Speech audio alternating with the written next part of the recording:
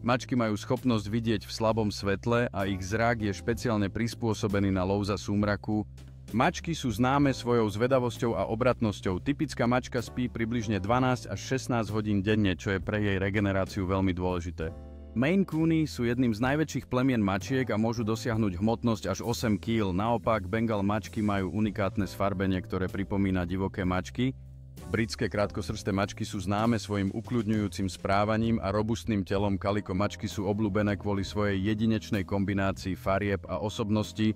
Abysínske mačky sú známe svojou aktívnou a hravou povahou, často prekonávajúce akúkoľvek situáciu s eleganciou. Šteniatá, ako je toto oranžové, sú neuveriteľne zvedavé a neustále objavujú svet okolo seba. Ragdoll mačky sú známe svojou prítulnosťou a tendenciou sa uvoľniť, keď ich zoberiete do náručia. Sphinx mačky na druhej strane sú veľmi energické a vyžadujú si veľa pozornosti od svojich majiteľov.